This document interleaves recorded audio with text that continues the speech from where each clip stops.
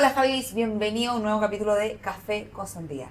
Y este episodio de verdad es muy querido para nuestros corazones. La Feña está fangirl a morir, yo también. En llamas, on fire. Así que, Feña, te voy a dar a ti. ¿Con quién estamos? Hoy día estamos en un capítulo con un par de personajes que hicieron un documental o produjeron o fueron parte de la producción de un documental que seguro saben cuál es porque se lo hemos recomendado 500 veces en Ha este sido podcast. el documental más recomendado en la historia de este podcast.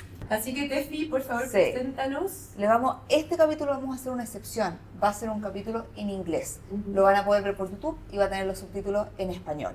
Así que en esta sobremesa, we have welcome Erin, Axelman and Sam Eilertsen. Am I pronouncing that correctly? Welcome to Café con Sandía, guys. Thank you so much. Muchas gracias. Thank you so much for having you. How do you like Chile? It's amazing. I mean, again, it's winter where we are right now, so this is like just This being able to walk outside. This is lovely. Very nice. Guys, please tell us a little bit about the tour you are doing. Is it Latin America? How long? You just came from Mexico, right? Please tell us a little bit about it. Actually, we're in Mexico a little while ago, so this tour is just on Chile right now. We really wanted to kind of really devote time just to Chile. I mean, especially because of the huge Palestinian diaspora here, the largest Palestinian community outside the Middle East. So we're really honored to be here. And one of our biggest supporters, one of our co-executive producers, is a Palestinian Chilean guy, and he was our first supporter in 2016. So again, and that's when we really began learning about the Palestinian community in Chile. So we've always wanted to do a tour here, and it's really amazing that we get to be here now. So, for the people who hasn't seen the documentary, can you tell us what it is about?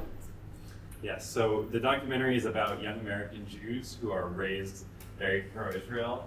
They learn the story of Israel without any mention of Palestinians. They're just told that it's this wonderful, amazing place that's a part of Jewish culture. It's where Jews can be authentically Jewish. And they learn basically nothing about Palestinians, and then they actually meet Palestinians. One main character in our film is a pro-Israel advocate on college campus in the US. One joins the Israeli military, but both of them see the Israeli war crimes for themselves and realize that the state that they were supporting has done terrible things and advocate for Palestinian rights. So it's a generational story of how many young American Jews, and this is a very common story in America, learn the Palestinian perspective by meeting Palestinians or seeing the stories of what's happening in Gaza on social media and are speaking out for the rights and freedom of Palestinians. That's why it is Israelism, the name of the documentary, and not Judaism. Yes. Yeah? And in many ways, Israel, for many American Jews, for many decades, kind of replaced Judaism as the kind of center of American Jewish identity. So instead of supporting Judaism, Israel really became the thing that tied American Jewish communities together for many decades. Now the opposite has happened. Now Israel is really dividing American Jewish communities. Whereas for many decades, it was true that the great majority of American Jews supported Israel unconditionally.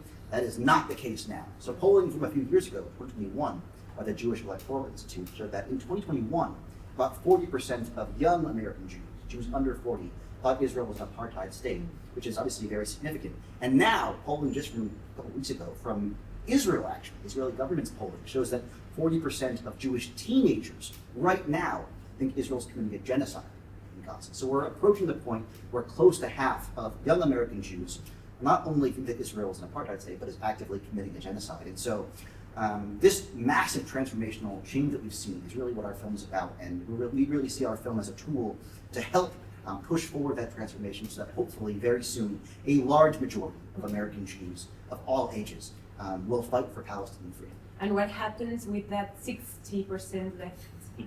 It's hard. I mean, a lot of them are older American Jews, so there's a huge generational gap where, there are, again, many older American Jews who have been fighting for Palestinian freedom for decades, and if it wasn't for them, we probably wouldn't be here, so we're really grateful for the generation of American Jews who did fight for Palestinian freedom consistently, but there's a massive generational gap where much more older Jews, by average, are much more pro-Israel, and younger Jews, by average, are much more pro-Palestinian. So I think, what we know we can do is influence younger American Jews. Younger American Jews are changing very, very quickly. And so I think that's the most important thing we can do.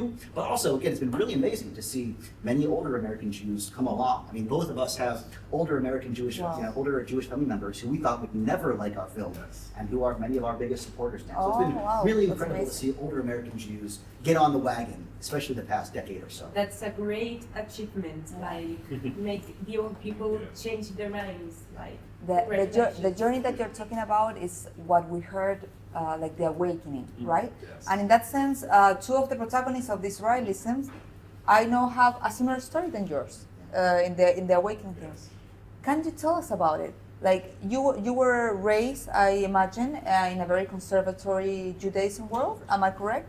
Were you in the army? Were you an advocate for Israel? So how was your upbringing? And then how did you experience this so-called awakening? Yeah, our stories are definitely related to the main character stories, and our transformations are similar. But very luckily, Sam and I didn't go through as intense a pro-Israel education as the main characters in the film did.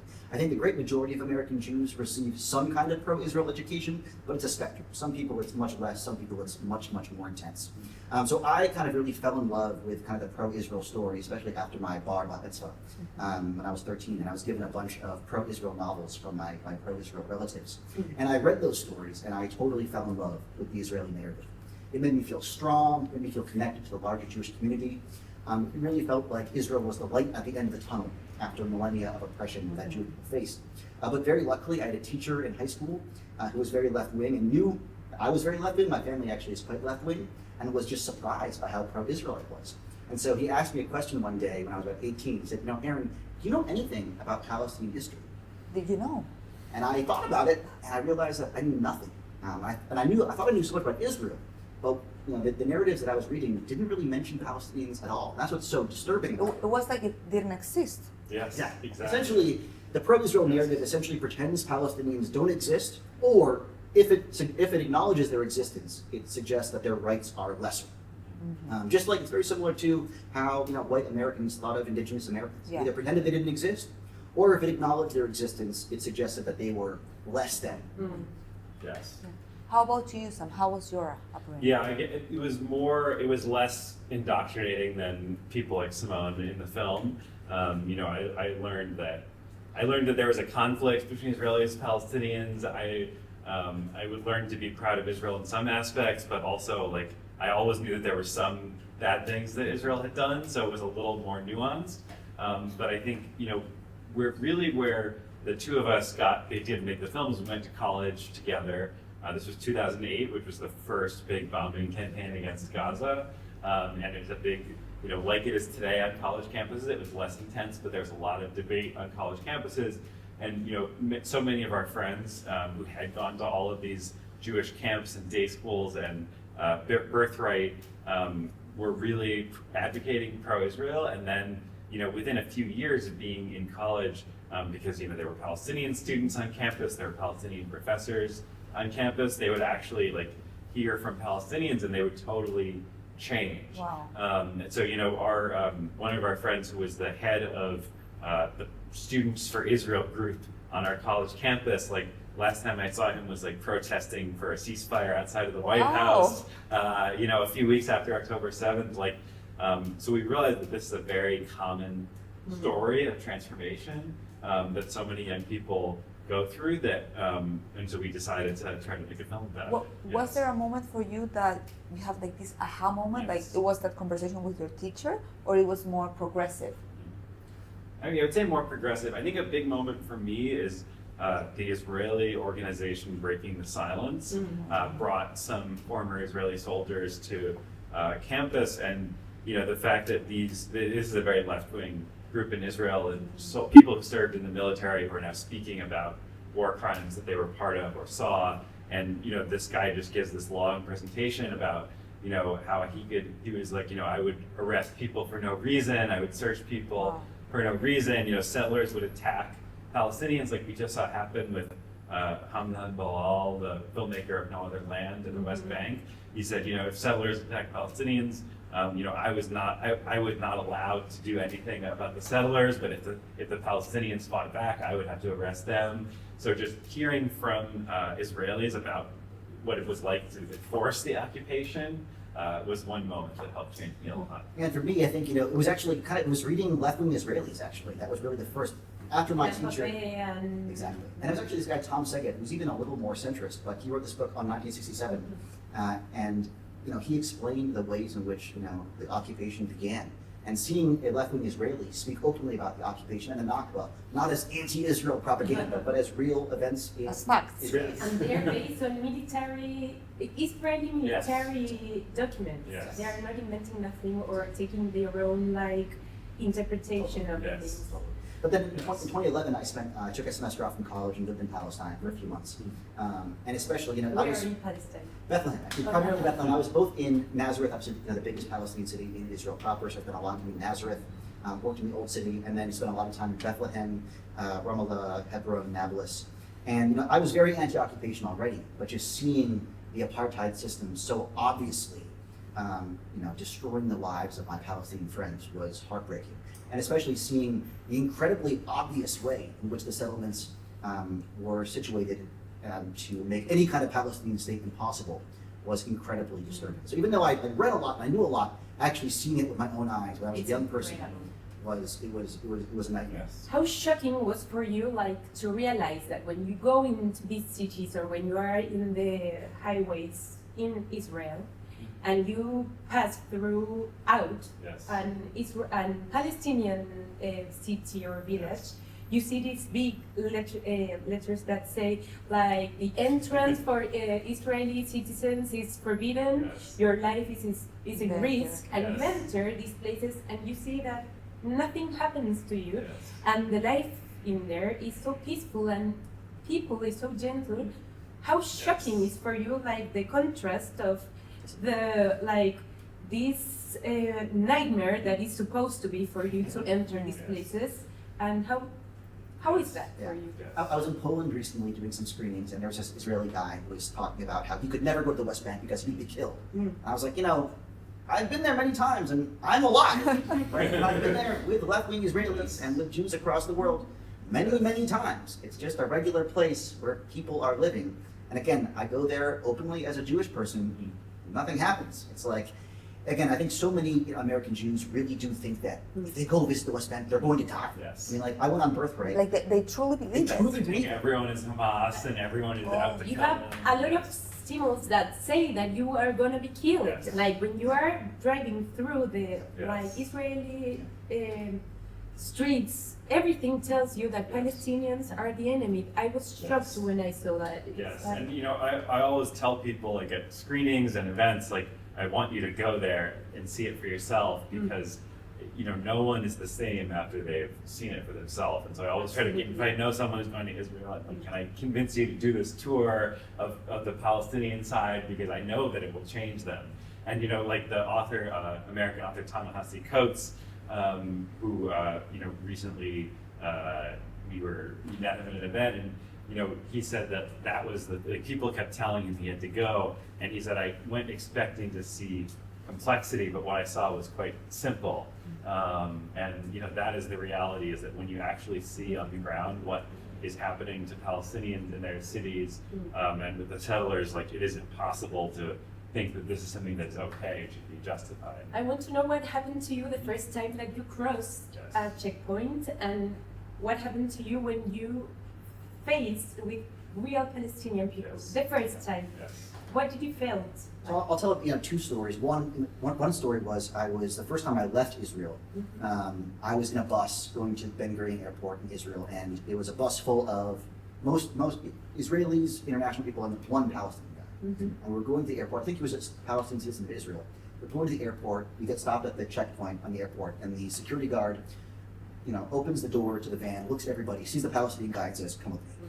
And it was just so obvious the ways in which this was just so racist. Just the fact that it was singling him out so obviously because of this race. And the first time that I crossed the checkpoint, it was similar. Basically, everybody with a Palestinian ID had to get off the bus and go through Israeli security, but because I had an American passport, I could just go That's through. what happened. And again, seeing the ways in which it was so obviously apartheid. Again, as Sam says, we're often told, even if we learn criticisms of Israel growing up, we're always told that it's a conflict. It's this complex thing, but when you see it, it's so obviously a system of racial apartheid in which millions of people are set into a different legal category because of their race, and they can't get out of it.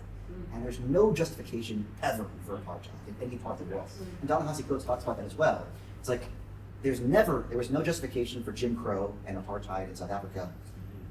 There's no justification for Israeli apartheid. And when you see it so obviously, you see the ways in which Israel controls every aspect of Palestinians' lives, but gives them no rights, you can't help be horrified unless you believe in Jewish supremacy. And again, although the great majority of people who see the West Bank are horrified, there are American Jews who know what's going on, and they're okay with it. And they're okay with it because they truly believe that Jewish rights are more important than Palestinian rights. Yes, and there are, like Simone says in the film, 10% of her high school joined the Israeli military, and there's, around 10% of the Israeli settlers are American citizens. And when we were filming, like we were stopped at one point at a checkpoint by a soldier, and we started talking. It was funny because, like you were saying, everyone thinks that you're in danger. So like, the checkpoint was closed, so we were stopped because we had tried to go through a checkpoint that was closed. But when they found out, when they found out we're American Jews, they're afraid for us, so they want to let us through. Even though Palestinians, all the Palestinians we met on the other side were so welcoming. Everyone wants us to have coffee and they want to feed us. But this soldier was from Brooklyn. You didn't found the hatred they told you. So maybe one of the biggest symbols of the apartheid is the wall. Yes. But do you think the wall is also there so Jews don't see Palestinians? Exactly. Absolutely. Absolutely. Yes. No, like most Israelis, again, many American Jews grow up learning nothing about Palestinians. Most Israelis learn even less. Yeah. Like horses, like Exactly. No, a friend of mine I interviewed once in Berlin was a left-wing Israeli who moved to Berlin. She said that, she served in the military, and she, every week when she was 18 to 20, she would leave her parents' house, and then she'd go to the military base. And she went to that military base 5 days a week for 2 years. And she had no idea until years after that military base was in the occupied West Bank. Wow. No idea. The West Bank was totally erased for her. And one moment that was really crazy for me was in 2011 when I first went to Palestine, the West Bank. I was with a friend of mine, a Palestinian friend of mine in Hebron. He was taking me around Hebron. We were on a rooftop looking at, just the view. And all of a sudden this guy yells at us in Hebrew. And we turn around, and on a different roof, there's an Israeli soldier pointing a gun at us, yelling at us in Hebrew. And I go, oh my God, I'm sorry, I'm sorry. And immediately he goes, he switches to English. He goes, oh, yo, you're American? And I'm like, yeah. He's like, oh, yo, bro, where are you from? And I'm like, Maine. He's like, oh, you live in California. What's up, man? And he's pointing a gun at us. And I'm just like, how did this kid get here? Yeah. How did this American kid from California become a soldier in an apartheid regime? And what was he told that convinced him that this was a good thing? That's one of the reasons why he made Israelism, was trying to figure out how that indoctrination works, so that this kid from suburban California, right, really thinks that the best thing he can do with his time is to join an apartheid military and make life miserable for Palestinians. With Fernanda, we seen it on social media, especially after the 7th of October, but it's confirmed in your documentary. The way the Israeli army is portrayed, it's like this cool, hot party thing. It's very, what's the word, like surreal. It's real. It's real. Did you also have an upbringing like that? Like, did you watch this soldier and the feeling was like, that's so cool? I thought about joining the Israeli military. Thank God I did not. maybe you would be crazy now. Maybe, who knows? But I think also, we Jews, went through such incredible terror in Europe. And a lot of that was, we feel weak. A lot of this is that, we felt that we couldn't defend ourselves and we couldn't stand up to the oppression we faced. So I think there's this fascination with power in the American Jewish community, because so many American Jews and Jews across the world don't want to feel powerless again. And so, sadly though, what that's turned into is this obsession with the Israeli military. And we all want to be that American, that Jewish person. We want to redefine ourselves as that strong Jewish person. I think that's where the fascination comes from, but it's incredibly sad. Linked to that trauma, or to that weakness that you say, the trauma of being a Jew and find that in this Israel, the big dream of peace and liberty. Yes. And you grew up with this concept education that Israel belonged to all Jews all over the world, right? are being massacred and are living with no liberty, with no rights, like if they were no human beings. Yeah, I mean, it's just so tragic to know this that so many of these war crimes are being done in our name, and people like Netanyahu, they claim that they're acting for all Jews, Yes, how dangerous. and people like Trump also will say that all that he's fighting anti-Semitism, even though he supports Nazis essentially, and Elon Musk the same thing, and so yeah, it is. We're going to that afterwards. Yes. So it is so heartbreaking to see all these things being done in the name of our people and our religion, and to see the Star of David is on all of the war crimes, and the Chabad put up like a menorah over the ruins of Gaza. Like, it's just so horrifying to see it, and so that's why we made this film, and that's why we continue to speak out and say that we reject that this is being done in our name, and we want to to call upon Jews across the world to say not in our name, and to say no, and to say that we must have freedom and justice for the Palestinians. Also, one thing as well, really quickly, I think because we've been oppressed so deeply for so long, I think many Jews only see themselves as victims and think that because we have faced oppression, we can only be victims, and that we are victims permanently. That's not how life works. Right? Just because we were oppressed does not mean that we cannot oppress other people. That's what's so sad, is that we focus so much on our own oppression, which is very real, but was not done by the Palestinians. Right? The Europeans, right, are who treated us so horrifically. And what's so sad is that we were oppressed so horrifically by Europeans, and now we, or Jewish people, are oppressing Palestinians in such a profound way. And I think our own oppression often blinds us to the fact that we are oppressing other people.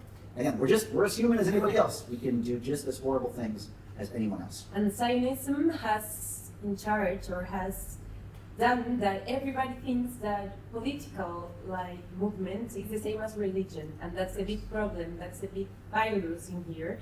And everybody thinks that being a Jew is the same as being a Zionist, and this has nothing to do with that. In Palestine, there used to live Jews, Catholics, Muslims, and every religion is a nationality with a religion. It's nothing to be compared with. It's almost as like Judaism has been abducted by Zionism, by Israel, and I feel that's so dangerous, because you see someone like Elon Musk, who says he's pro-Israel, and then he's doing a Nazi sign, and this whole narrative that if you're a Jew, you need to support Israel. If not, you're not a real Jew. So then there's no actual support of Jew by supporting Israel, and I feel that's so dangerous, and that's maybe one of the explanations why we have like this race of anti-Semitism around the world. Yes. What's the take you have on that? Sure. Yeah, I mean, it's exactly like you said. It's so horrifying to see these white nationalist, right-wing, in some cases explicitly fascist people using Israel as their defense, saying, I can't be anti-Semitic because I support Israel, or essentially claiming that supporting Israel is the same as supporting Jews. And what they're really doing is they admire Israel because they admire the idea of an ethno state. They admire the idea of a state that is for one group of people and that oppresses everyone else. That is what Elon Musk and Donald Trump want for America, but for white Christians. Is this what you said, like the feeling of being weak and now you need this power? No, and again, it is really tragic because, again, a lot of, the most far-right people in America are deeply anti-Semitic. Again, Elon Musk is, the propagator of incredibly dangerous anti-Semitic conspiracy theories. He makes Nazi symbols. Literally makes Nazi, but for years has also talked about how George Soros, you guys know George Soros? Basically claimed that George Soros is controlling the left, the entire left. And again, it's ridiculous. George Soros is an influential person, but he has 10 times less money or more than Elon Musk. And Elon Musk is the one running our government without any proper, authorization. Right So now. Trump and Musk, and the other white nationalists are responsible for a lot of the anti-Semitic conspiracy theories. But they basically say, when someone says, what you're doing is pretty anti-Semitic, they say, oh, but we support Israel. Yeah. We support Israel, so we're So good. we can't be anti-Semitic. It's a way to kind of whitewash their own racism, and it's incredibly dangerous for us as Jews in America.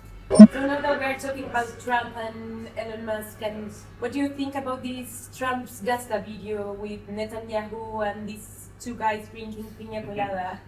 I mean, it's a fantasy of ethnic cleansing.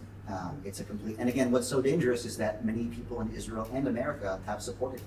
Again, calls to ethnically cleanse all of Gaza, which is a heinous war crime, have become mainstream in Israel. And Trump has now kind of backtracked on it, but just said that, all the Palestinians should leave.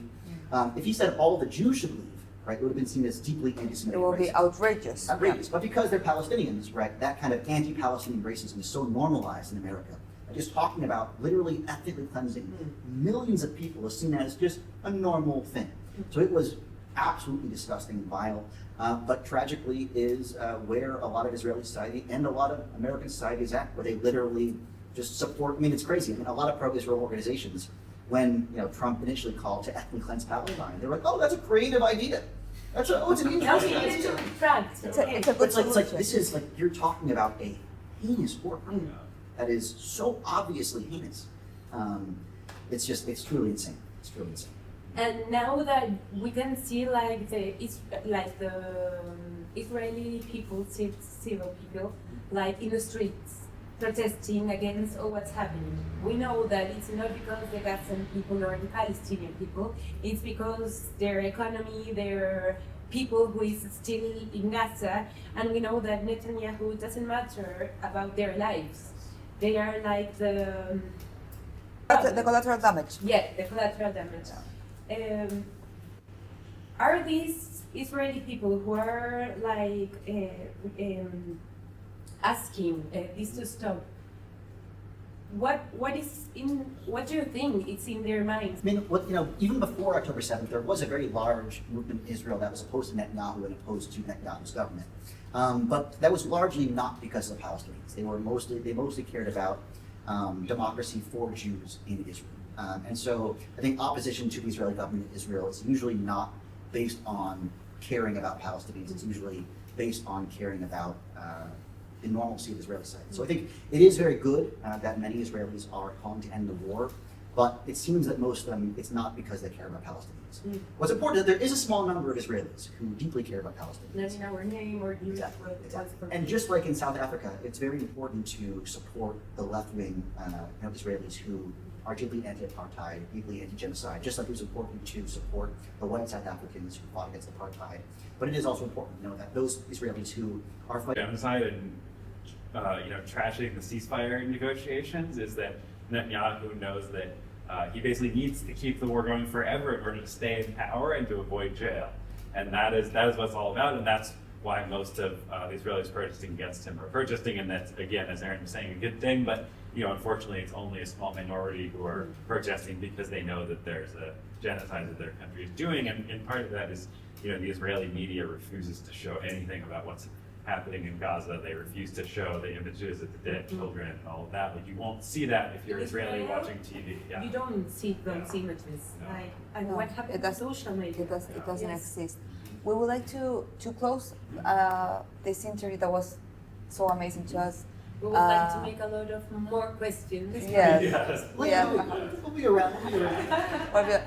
So I assume that because you got into this documentary trying to show the truth to other Jews, there was a lot of sacrifices. Maybe you lost some friends, some family members, but I assume there's also have been a lot of gratification about it. So can we close with a reflection of that, the sacrifices and the goods you find about standing for what you believe is fair? Fortunately we haven't had too much backlash from family because both of our families are pretty left-wing, and I think our making the film and telling family members about what's happening in Palestine has helped people in our families grow and friends of ours grow. I think there's a few people I knew in high school who were mad at me, and one person sent me a lot of angry messages about how the film is terrible, but we haven't faced a ton of personal consequences. I think Simone has faced more because I think her community was more conservative. But I think that in terms of the positive, it's been incredible to get such great reception from both, meet so many other Jews who feel the same way as us, and that's a big part of why we wanted to make the film, is to show other Jews that they're not alone if they're speaking out about Palestine, and also just the amazing reception we've gotten from Palestinian communities all over the world.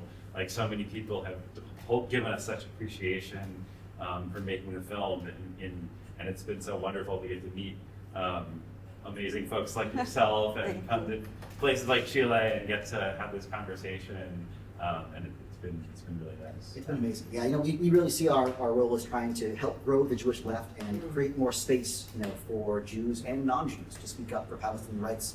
And again, Sam and I, luckily, because our families are pretty left-wing, it's been pretty chill for us, but there are other members of our production team who, especially the kind of more legitimate filmmakers, this is Sam and I's first film. But many of our producers, Sam edited and shot a lot of film. This is our first directorial film. But there's a number of other folks in our team who are in their 50s who have much more well-known filmmakers, and they have been attacked quite viciously. People have come up to one of our producers, who's actually Israeli-American, British Israeli-American. People have come to him to soccer games for his kid and harassed him, and people have sent out, hate letters to many of the people on our team. So I think the people on our team who are more well-known, actually, they've been attacked more than we have.